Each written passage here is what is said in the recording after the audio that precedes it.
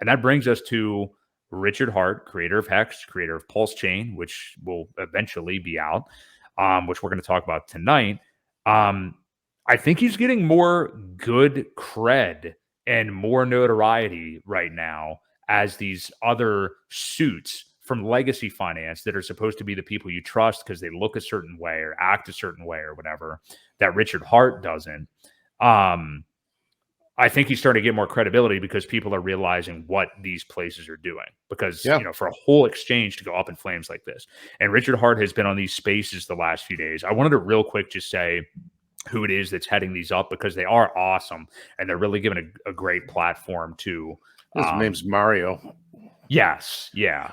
Yeah, Mario Narwhal or something like that. It's not Narwhal, but yeah, close enough. But he is kudos fantastic. to him. Yeah, he's doing great things, leading some really good spaces, having some really good guests on that do know their stuff. And Richard, he was the one that said, "Hey, I see Richard Hart's in the room. I want to invite him up." So he sent him a message. Yes. And he's even enthralled with the words of Mr. Hart, and it seems a lot of people are starting to learn. And I honestly think that Richard said some time ago, this goes to the whole outrage marketing that he's been doing with the fancy clothes and the buying all kind of crap, and he said, until I find a better way, I'm going to keep doing this until that happens. But I think we found a better way. And that is him getting into these spaces and just spouting truth, because you're right. He's spitting fire. Yes, he is. And a lot of people, might not like his delivery. A lot of them comment on his delivery and said, Richard, I like what you're saying, but you really have to be a little bit more understanding to the people that are really hurting right now. He's like, get out. I don't care. I've been warning these people and they're not listening to me. So I'm not going to be nice to them. I do feel bad that they've lost their money. But it's time they start to listen, because when I was nice about it, nobody listened to me. So now I'm going to do it this way. And, hopefully from me yelling from the rooftop and giving you the truths that you need to hear, hopefully it's going to catch some people's attention. And I really think it is working, because I see, I think he's gained, honestly, 30, maybe 40,000 Twitter followers in the last week and a half. Oh, I totally believe it, because there's thousands of people in these spaces, and he spent 2 hours on the one that I just linked, the one really good one in the chat here for everybody on my side. If you, I don't know if you can see it or steal it from me and put it in yours too. But it's and thank you, more Hex. Yeah, I just saw your comment. Thanks for checking it out, man. But yeah, I shoot, where was I going with this? Oh, there's thousands of people in these spaces, so. It would see, and for anybody who's ever attended a space and had a chance to talk to a lot of people and say something kind of good, you'll know that you start to get followers like immediately. I don't know what the retention always is on that, but for Richard to be doing what he's doing in these big rooms, he's gaining followers. And yeah, there are people that whine about the way that he says things, but there's also more regular people that are qualifying their statements a little bit better and saying like, hey, I do wish you would present it in a different manner. However, I do see that the points that you're saying are obviously valid with everything that we have seen. And what the message is saying is more important and more clear to me than the way you're delivering it. And that's where I think you have to get to in this scenario with him. I mean, it just is. I don't know what else to tell you. And I agree. I mean, like, people aren't going to discover, you don't know what you don't know, and people aren't going to discover him and discover that message and stuff without him being in these rooms and being the kind of guy he is. If he was just dry and not saying it with passion or anything, then, nobody would really listen. So there's value to what he's saying, even if he's cussing and swearing and sounding arrogant on the way to doing it. The message at the end of the day is a good message, and that's what people have to focus on. Because the guy wasn't listening, and he was arguing and calling Richard a liar. So, I mean, I would get pissed off too if somebody was calling me a liar when there's flat out proof that there's a disclaimer. That was one of the things the guy kept saying. There's no disclaimer anywhere that says you could, but it's all over the website. It's at the bottom of it's everywhere. And I think that guy was really put in his place by many of the Hexicans after that. They tweeted he him. got ratioed to hell. Every single tweet that he had. Oh my God. Everything. Yeah. And they did from the Wayback Machine. He's like, oh, well, it wasn't there at the beginning. So they pulled out the Wayback Machine from December 6th, I think it was, of 2019, which is 3 days after it launched. And sure enough, that disclaimer was there. So, you know, and then he made a comment like, well, I forget what he said. I feel disappointed or something like that. Now, I don't know what he was disappointed. I stopped reading after that, but you know, yeah, I agree. This is definitely the way to, you know, and so here's the thing: when he's dressing flashy and buying all this stuff, he might be getting eyes on people that aren't even in crypto, which is great. But that brings a lot of people into the space that really don't know what they're doing.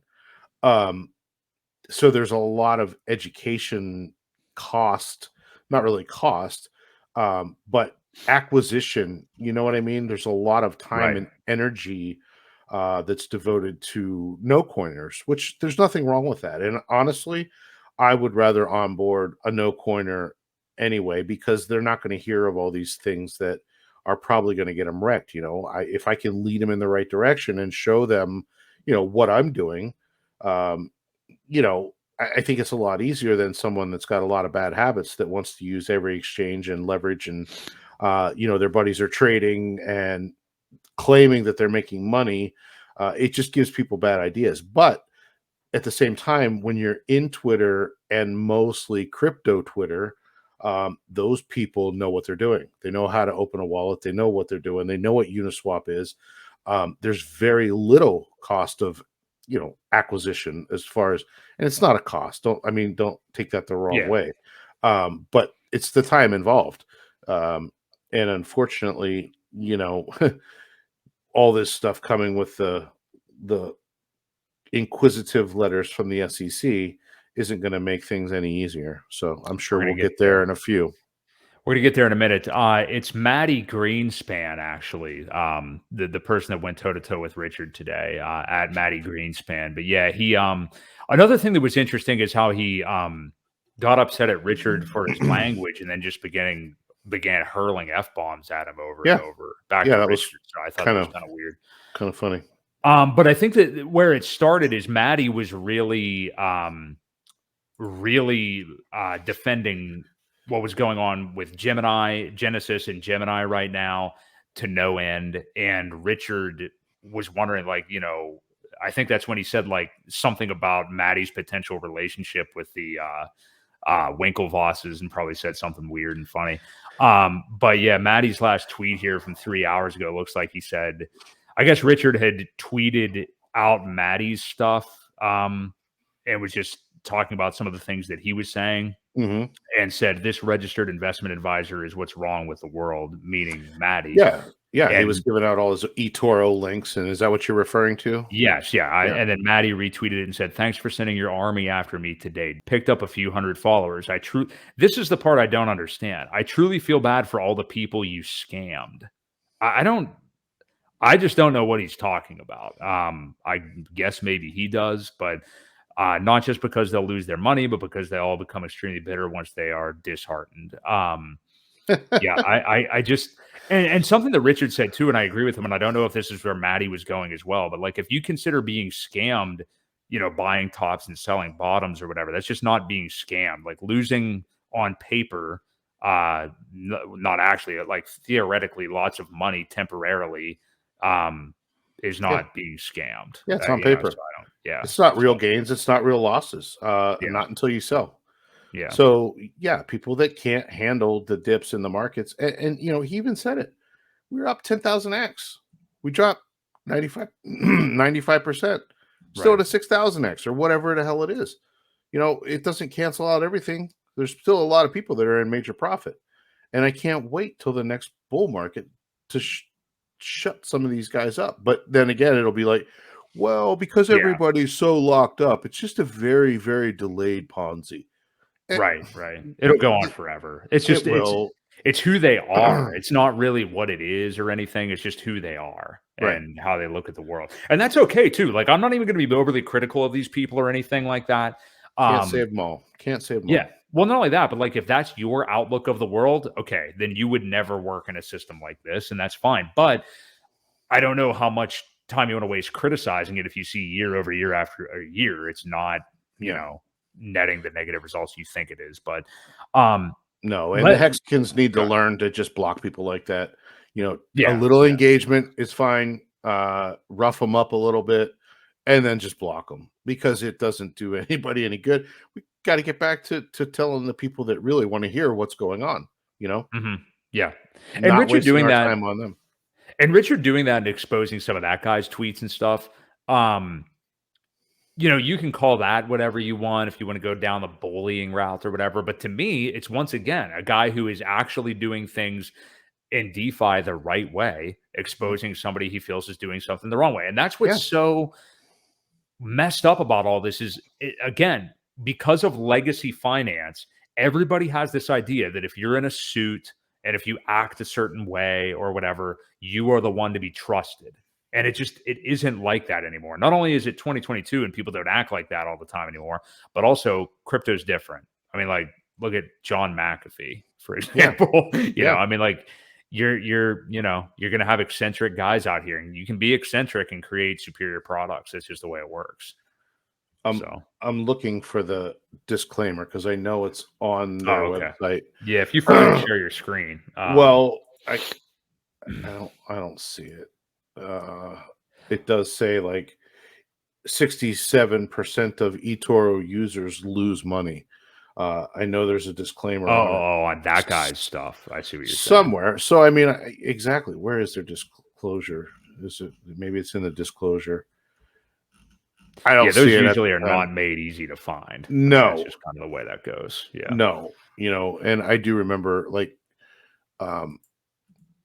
Richard had said it's right on their website. So I thought it was pretty easy to find. Maybe not, but anyway. People and like that are getting people wrecked, and you know, he deserves it. If 67% of people are losing money on eToro, and he's there promoting it, and you know damn well the 33% that are making money aren't making near as much as the 67 that are losing. You know, it's not good. So I'm glad he called him out. Yeah, and the hex.com disclaimer section, which you can find at the bottom of the page, the whole way to the left, is lengthy, well written. He has an example of a Howey test on here, even for Hex. Legal disclaimer at the bottom, which is very lengthy. So it's all very, I mean, Hex, I think, has one of the better sites in crypto. But